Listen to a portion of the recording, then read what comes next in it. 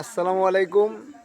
সালতানগর কান্দাবাসী দুয়ের যারা আছেন সদস্য, কিন্তু এদের নির্বাচন নিয়ে কিছু কথা বলবার চাইতেছি। সেটা হলো কি, যে মুনাফিক লাশ পর্যন্ত সে যে কাজই করুক মুনাফিকের পরিচয়টাই দেয়।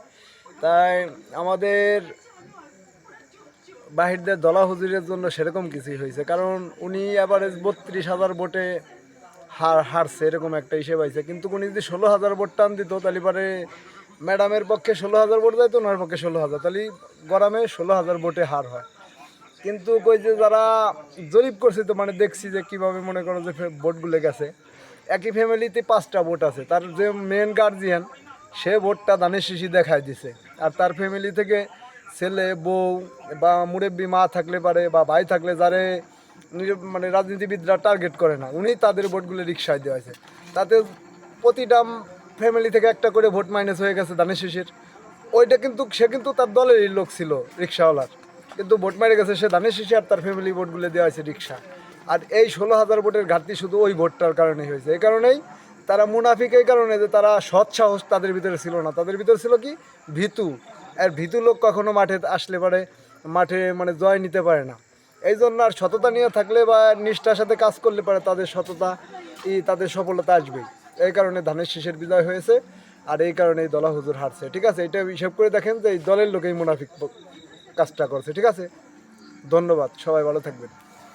ধন্যবাদ আমার কাকুকে। সত্যি আর একটা কথা আছে না, হে গালিব, অন্ধের দেশে আয়না বিক্রি করো না। তাই এমন হয়ে গেছে যে ইমাম সাহেবরা প্রতি জুম্মার দিনই হইলো বা ওয়াজ মাহফিল সব জায়গায় কিন্তু সর্বপ্রথম সবচেয়ে বেশি তাগিদটা দেয় 5 ওয়াক্ত নামাজের উপরে। কিন্তু দিন শেষে কি দেখা যায়, সন্ধ্যার সময় মাগরিবের নামাজের মসজিদ দিয়া আর ইমাম সাহেবদের 3 জন হয়, পাশের কাতারে 3 জন মানুষ হয় না, সামনে থাকে ইমাম সাহেব আর পাশে থাকে 2 জন। জনম বইলে নামাজের কথা বলে মসজিদে 2 জন লোক বাড়াইতে পারলাম না। আর আমরা কিভাবে বিশ্বাস করি যে আমাদের যারা ভোট দেওয়ার আশা করছে তারা আমাদের ভোট দিবে? এই জন্য অন্ধের দেশে কেউ আয়না বিক্রি করতে যায় না। এত খাটাখাটনি করে মুসল্লি বাড়াইতে পারতেছেন না, আর মনে করেন যে কীভাবে এই কয়দিনের ভিতরে মনে করেন যে ওই পাশে জয়টা নিয়ে যাবার চান। ঠিক আছে, ঠিক আছে। আর আপনারা সবাই জানেন যে আসাদ কাকা আসলে অতটা হাই সোসাইটির লোক না। উনি একজন নিরীহ মানুষ, গ্রামের সহজ সরল মানুষ। উনি দিনরাত পরিশ্রম করে, ওর ভিতর দিয়ে উনি কিছু টুকিটাকি ভিডিও বানায়।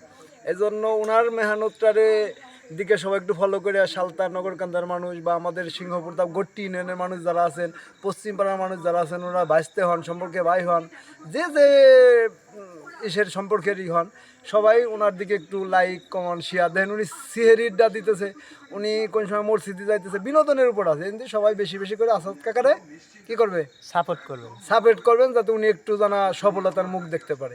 ইয়েতে আপনার একটু সাপোর্টেই ওনার কেরিয়ারটা করবে, তাহলে আপনি কেন দিবেন না? আপনার তো হক রয়েছে, ওনার তো হক রয়েছে আপনার উপরে। ধন্যবাদ ধন্যবাদ সবাই, ভালো থাকবেন। আল্লাহ হাফেজ। আল্লাহ হাফেজ।